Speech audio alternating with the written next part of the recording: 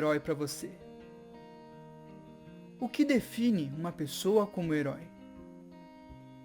Quando ouvimos essa palavra, imediatamente vem à nossa mente as imagens dos heróis dos filmes, tão em alta hoje em dia, com suas capas e superpoderes. Mas a palavra herói já existia muito antes do cinema e dos quadrinhos aparecerem. Quando surgiram os primeiros heróis? A definição de herói surgiu há muito tempo atrás, na Grécia Antiga. A palavra herói vem do grego eros, que quer dizer semideus, e semideus significa filho de Deus. Para ser um herói, seria preciso ter herdado os poderes de um deus. Bom, parece que ser herói não é uma coisa para nós, não é mesmo? Vamos ver. Todos esses mitos de heróis trazem uma simbologia que o filósofo Platão desvendou muito bem. Ser um herói não tem a ver com a força física, mas sim com a força moral, as virtudes que existem dentro de um ser humano. E sobre essa parte de ser filho de um Deus, essa tal herança divina? Com a doutrina espírita, sabemos que somos todos filhos de um único Deus e que, como fomos criados à sua imagem e semelhança, guardamos em nós mesmos a capacidade de despertar todas essas qualidades que o próprio Deus possui. Todos nós podemos ser heróis. E mais do que isso, pois segundo nosso amigo filósofo, a sociedade precisa de heróis. Você já conheceu alguém que te inspirou? Já pensou que gostaria muito de ser parecido com certa pessoa? Esse sentimento está sempre presente na gente. E é aí que surge a importância de buscarmos sempre as melhores referências que nos inspirem. E a figura do herói é aquela que nos impulsiona a sermos pessoas melhores, mais caridosas, mais virtuosas. E o mais importante, aquela que nos impulsiona a fazermos a vontade de Deus, de cumprir a missão que Deus nos confiou. Mas olha, essa coisa de missão não é algo que ouvimos todo dia. Que estímulos nós estamos recebendo no mundo para cumpri-la? Quais são os heróis que hoje nos são apresentados? O próprio Cristo veio até nós para dar o maior exemplo de um herói que a humanidade já conheceu. E como governador do nosso planeta, para que suas palavras não fossem esquecidas, nos enviou incontáveis missionários para reavivarem a sua mensagem. E nós não podemos esquecê-los também. Nós precisamos dar voz a esses heróis, verdadeiros homens de bem, que no mais humilde anonimato e no extremo sacrifício pelo bem do próximo, demonstraram o amor, a justiça e a verdade. Imagina a possibilidade de despertar em outro ser o herói que há nele, de trazer à tona, por meio do exemplo, as virtudes, os verdadeiros poderes da alma que permanecem adormecidos em todos nós. É com esse propósito que surgiu a Escola de Heróis. A Escola de Heróis foi idealizada e iniciada por uma equipe de evangelizadores em uma casa espírita em São Bernardo do Campo, no estado de São Paulo, no Brasil. Como um dos nossos primeiros envolvimentos como jovens de mocidade no trabalho espírita, esse projeto ele foi uma grande oportunidade da gente se debruçar sobre as biografias inspiradoras desses grandes espíritos que desceram à Terra, para que então a gente pudesse levá-la para as crianças da evangelização infantil. Foi por meio de contações envolventes e atividades lúdicas e criativas que as crianças foram transformando a sua visão sobre um herói, poderes e o que elas gostariam de ser quando crescerem. Mas afinal, o que acontece na Escola de Heróis? Antes de adentrarmos nos detalhes das reuniões do projeto, vamos tentar compreender quem são as pessoas envolvidas nele. Em primeiro lugar, temos os jovens integrantes da mocidade. Eles são responsáveis, com o auxílio dos evangelizadores da Casa Espírita, pela organização e execução das reuniões, cujo público são as próprias crianças. O objetivo de trazer o jovem como coordenador das reuniões do projeto é fazer ele se envolver com os outros jovens participantes da mocidade através do trabalho espírita, e ao mesmo tempo ele se engaja nas tarefas do próprio centro, gerando em si um sentimento de pertencimento e utilidade dentro do espiritismo. Antes de qualquer reunião, a gente sempre faz um planejamento durante a semana, definindo como a gente vai contar a história, quais são as virtudes que serão destacadas e qual atividade que vai enfatizar a reflexão. Além dos semanais, também tem os planejamentos que ocorrem no início do ano, que a gente define novas diretrizes para o projeto, traz sugestões de heróis e destaca os principais temas doutrinários que podem ser trabalhados, para então selecionarmos quais serão, de fato, os temas trabalhados ao longo dos meses. Para cada reunião, tem sempre uma avaliação junto à equipe de evangelização, que acompanha o trabalho e nos orienta sempre que possível. É possível perceber que a gente se baseou nas técnicas e na prática da evangelização espírita para planejar e executar os encontros do projeto. Mas é válido lembrar também que não era uma evangelização. Na verdade, era um trabalho realizado por jovens ainda inexperientes que tentavam ali estudar sobre as histórias dos heróis e levar isso para as crianças, né? As crianças que tinham acabado de sair das suas turmas de evangelização e esperavam algo ainda mais interativo, mais lúdico, para que elas ficassem ali conosco. Ao planejarmos as reuniões, nos baseamos em alguns critérios para escolher os heróis, a fim de que o conteúdo apresentado para as crianças esteja coerente com a doutrina espírita e que as inspirações possam ser sempre as melhores. Nos baseamos na ideia do homem de bem, presente no Evangelho segundo o Espiritismo, buscando exemplos que cumprissem a lei de justiça, de amor e de caridade na sua maior pureza, tomando como exemplo maior o Cristo, que personifica todas as virtudes. E aproveitando esse gancho para falar que sempre introduzimos o semestre falando de Jesus, nosso guia e modelo, o único espírito que a gente pode seguir todos os passos, mas que enviou outras pessoas para nos lembrar do amor que nos ensinou e que podem também nos inspirar a sermos melhores. Em toda reunião a gente traça um objetivo, não é só chegar e contar a história. A proposta é sempre estimular o autoconhecimento e a transformação moral nas crianças. Daí a necessidade de abordar de uma forma reflexiva, sempre tendo a sensibilidade de ver se elas estão entendendo o que a gente está querendo passar. Além disso, nos esforçamos para sempre transpor a mensagem, a moral da história, para a vivência delas. Para isso, a gente tem uma pergunta guia. O que muda na nossa vida aquela lição aprendida? Com o objetivo de narrar a vida do herói de uma maneira que ela possa ficar marcada no coração, buscamos contá-la sempre de forma engajante, colocando-a no mundo das crianças. Os meios são diversos: figuras, teatros, desenhos, teatro de sombras, o que a imaginação deixar. E na reunião seguinte à contação da história, sempre elaboramos uma atividade ou dinâmica que trabalha a história ou os conceitos morais estudados, com o fim de fortalecer a mensagem. Foi assim que, por exemplo, fizemos um passeio no Jardim do Centro Espírita, valorizando a natureza e as coisas simples, assim como aprendemos com a história de Francisco de Assis. Ou então, uma escolinha, onde elas aprendiam a não violência, ensinada por um professor indiano, após verem a história de Gandhi.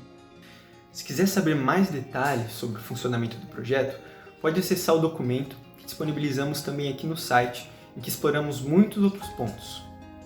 E agora, depois da gente ver um pouco sobre a estrutura do projeto, a gente fica meio curioso, né?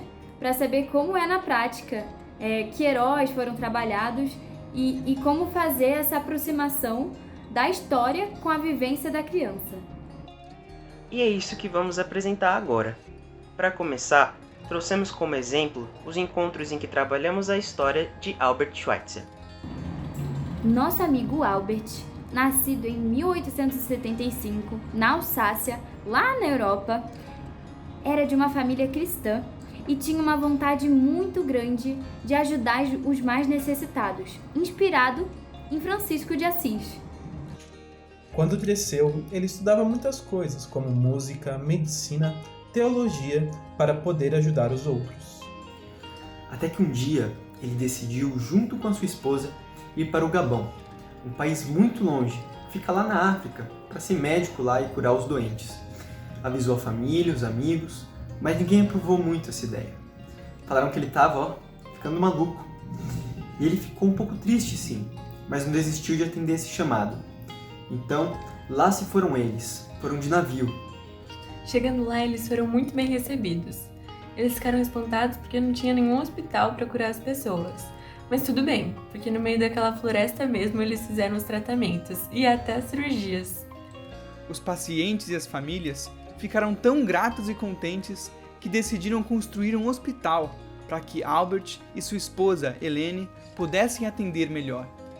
Depois de um tempo, começaram algumas guerras lá na Europa, e a França havia mandado prender todos os alemães que estavam em Gabão, pois falaram que agora Gabão pertenciam aos franceses. Albert e Helene, então, foram presos. Mas ele, mesmo na prisão, não ficava parado. Ele virou médico dentro da prisão e curava todos os prisioneiros. Depois que acabou a guerra, eles foram soltos e Albert e Helene tiveram uma filhinha, que mais tarde iria com eles para Gabão também. Albert teve uma brilhante ideia. Sempre usando da energia criativa e o tempo que Deus lhe deu, começou a tocar músicas clássicas no piano para conseguir o dinheiro e ir para a África. Ele tocava e nem tinha tempo de ensaiar não, mas confiava em Deus para dar tudo certo. Ele tocou em vários países e foi falando da África para todo mundo. E assim, ele conseguiu muito dinheiro e muitos ajudantes. O casal e a filhinha e mais um montão de ajudantes foram novamente para o Gabão e lá continuaram a vida toda cumprindo a sua missão de amor. Esses vídeos e imagens que vimos são da atividade que fizemos com as crianças. Depois de um mês em que a gente trabalhou esse herói, elas encenaram algumas partes da história. A gente valoriza esse tipo de dinâmica, que chamamos de vivência, porque funciona como um exercício de caridade. Ao terem que assumir o papel dos heróis, a gente observou que as crianças agiram umas com as outras com muita gentileza durante e após o teatro. Foi um dos encontros mais especiais. E como a gente disse antes, nosso objetivo sempre foi estimular a transformação moral nas crianças. Com isso, nossos temas doutrinários dessa reunião para trabalhar com esse herói foram de que a criança pode também ser um herói, a perseverança e fé, a energia criativa, o emprego útil do tempo, sempre pegando passagens da vida do herói que ele usou essa energia para o bem do próximo. E nessa reunião, a gente fez com que elas refletissem em quais situações elas poderiam usar a energia criativa, o tempo, para trabalharem no bem do próximo também. Teve também um personagem muito conhecido entre os espíritas, Santo Agostinho, quem escreveu uma das questões mais importantes do Livro dos Espíritos, a 919, falando da importância do autoconhecimento e sobre como fazê-lo. Com as crianças, fizemos um túnel do autoconhecimento, onde primeiramente elas fingiam ser a criança da história que contamos antes e tinham que responder algumas perguntas no túnel. Quando você acordou, quais foram seus primeiros pensamentos? No seu dia, como você tratou seus amigos, seus irmãos, seus pais? E durante o dia, fez todas as tarefas que tem que fazer? Na escola, em casa, obedecendo os pais, os professores? Será que fiz para alguém algo que eu não gostaria que fizessem comigo? Qual o maior defeito que eu tenho? Tem alguma coisa que eu atendo na evangelização que me ajuda a transformar esse vício em virtude? O que poderia ter feito para mudar isso? Quais foram as consequências do meu erro? Isso indo em concordância com a ideia que é muito mais fácil avaliar o outro do que a si mesmo. E depois disso, elas retornaram ao começo do túnel e, em silêncio, foram respondendo as perguntas, agora avaliando a si próprias. E com esse herói também, a gente aproveitou da história o período em que ele ainda não estava decidido no bem para iniciar a contação para as crianças com a seguinte pergunta: será que uma pessoa que, quando criança, era desobediente, desrespeitava a mãe, não fazia prece, só pensava em se divertir, pode ser herói um dia? E aí com isso a gente trabalhou a ideia da redenção e que temos potências do bem dentro da gente. E tiveram muitos outros heróis encontrados na história da humanidade, como Madre Teresa, Gandhi, Sócrates e Francisco de Assis. Espíritos importantes para a história do cristianismo e do espiritismo, como Moisés, José do Egito, Maria de Nazaré, os discípulos, Paulo de Tarso, Allan Kardec, Chico Xavier e Bezerra de Menezes. E também personagens dos livros espíritas, como Alcione, do livro Renúncia. Bom, e é claro que nem tudo foi só flores, né? a gente vivenciou bastante desafios que persistem até hoje, mas que ao longo do tempo a gente foi encontrando pontos de apoio, aprendendo mais e mais a saber lidar com as dificuldades que aparecem. E como um dos nossos principais desafios, a gente destaca a nossa inexperiência como jovens da mocidade, porque aquele era o nosso primeiro exercício de evangelização. Então, muitas vezes faltava o tom, a didática para lidar com as crianças, para trabalhar com as crianças. Os desafios eram ainda maiores com o fato das crianças terem acabado de sair das reuniões de evangelização, né, onde elas já tiveram as suas aulinhas, já participaram e agora elas já estavam cansadas, né? Então isso fazia com que a escola de heróis tivesse que ser mais ainda atrativa, mais interativa, para que as crianças não ficassem soltas pela casa, né? Pela casa espírita, correndo, mas que elas ficassem lá conosco, prestando atenção, participando, né? E usufruindo daquele tempo que elas ainda estavam no centro para poder refletir um pouco mais, né? Então, com reuniões super lúdicas para a gente conseguir chamar a atenção. Para finalizar, gostaríamos de dizer que o que mais nos incentivou a querer compartilhar esse projeto com os outros jovens foram os resultados positivos. Ao longo desses anos, nós jovens pudemos nos aprimorar, né, nas habilidades e virtudes do trabalho espírita, acho que principalmente dentro da área da evangelização. Então, o planejamento do projeto, a organização do espaço, a postura com as crianças, o compromisso com o estudo da doutrina, acho que a experiência de fazer parte desse projeto já rendeu muitos frutos para muitos jovens que hoje fazem parte da equipe de evangelização e, além de muitos outros estarem seguindo no mesmo caminho. Ainda falando sobre os resultados que se mostraram positivos para nós, podemos estreitar nossos laços como grupo de jovens, já que, além do momento semanal de encontro para o estudo na mocidade, a gente também mantinha contato ao longo da semana para planejar a próxima reunião do projeto, além de compartilharmos o momento e a experiência de evangelizar as crianças. Por fim, também vimos resultados muito positivos com as crianças, que ao relatarem aos pais com entusiasmo as histórias e reflexões aprendidas, elas mostraram guardar muitas das lições que a gente esperasse que as tocassem, e com certeza cultivam agora novos referenciais de heroísmo nos seus corações. Bem, isso foi um pouco do que a gente gostaria de compartilhar com vocês, mas queremos deixar claro que a forma como trabalhamos e as nossas experiências vêm da nossa vivência pessoal, com a estrutura que o nosso centro possuía e a dinâmica da evangelização que lá acontece. E por isso, sabemos que nem tudo o que propomos pode ser reproduzido em qualquer lugar. A gente espera que esse exemplo sirva de inspiração para outros jovens ao redor do mundo que buscam a transformação moral e ajudar o próximo também. Esperamos que esse projeto esteja sempre evoluindo e se aperfeiçoando em outras mãos, e a gente espera dar todo o apoio que a gente puder. E lembrando que tudo que a gente falou aqui e outros detalhes também estão no documento que acompanha esse vídeo, onde nos aprofundamos em como planejamos e como realizamos as reuniões junto com as crianças, tá bom? Enfim, agradecemos pela chance de contribuir com o projeto Sembradores de Luz, que com certeza pode ser uma iniciativa transformadora para a doutrina espírita no mundo.